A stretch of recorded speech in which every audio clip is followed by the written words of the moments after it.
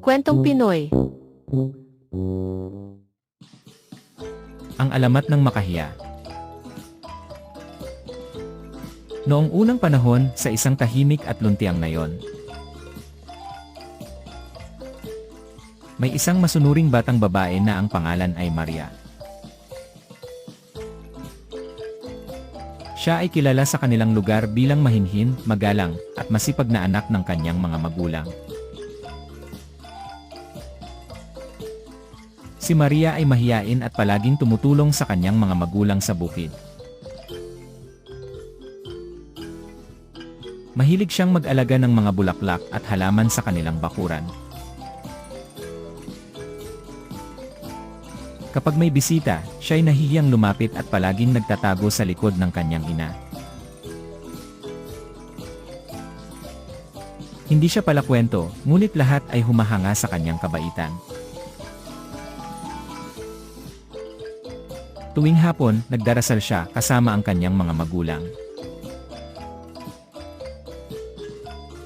Hindi siya mahilig makipaglaro sa maraming bata, mas gusto niyang mag-isa at magmasid.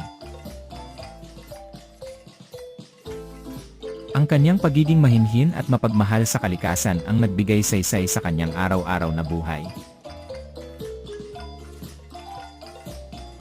Isang araw, kumalat ang balita na may mga tulisan na papalapit sa nayon. Nagsimula silang magplano kung paano mailalayo sa panganib ang kanilang anak. Ngunit hindi na sila nakapaghanda pa.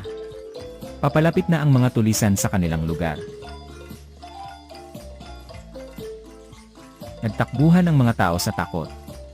Naghanap ang mga magulang ni Maria ng ligtas na lugar. Dinala nila si Maria sa kakahuyan upang maitago siya mula sa panganib.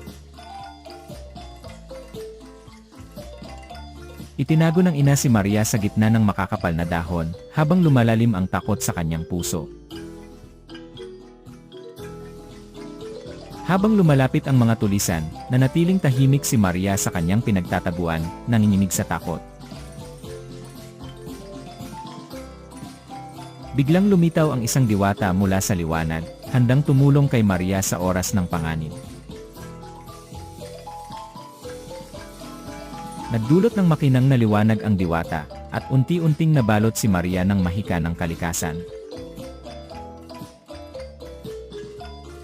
Nagbalik ang magulang matapos mapalayas ang mga tulisan, ngunit wala na si Maria sa kanyang taguan. Sa mismong pwesto kung saan nila iniwan si Maria, tumubo ang isang halaman na hindi pa nila nakita noon.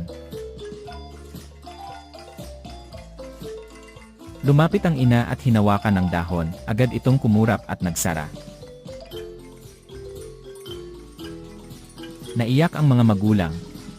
Alam nilang si Maria ay naging bahagi ng kalikasan upang makaiwas sa kasamaan. Mula noon, araw-araw nilang dinadalaw ang halaman. Ginagawa nila itong parang anak, inaalagaan, kinakausap at pinoprotektahan.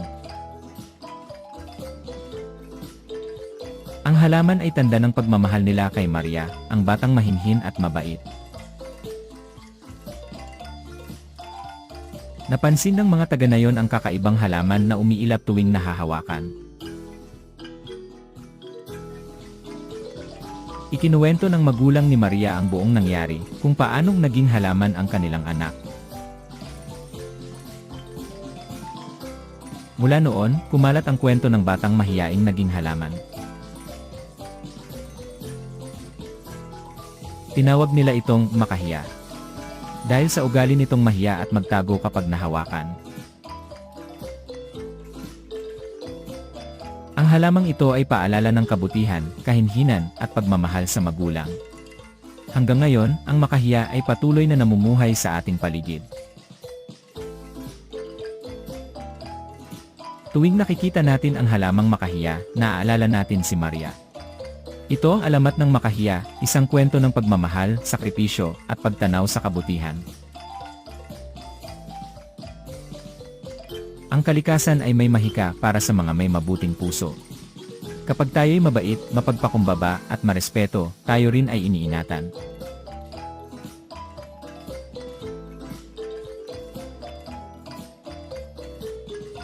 Thank you. Bye.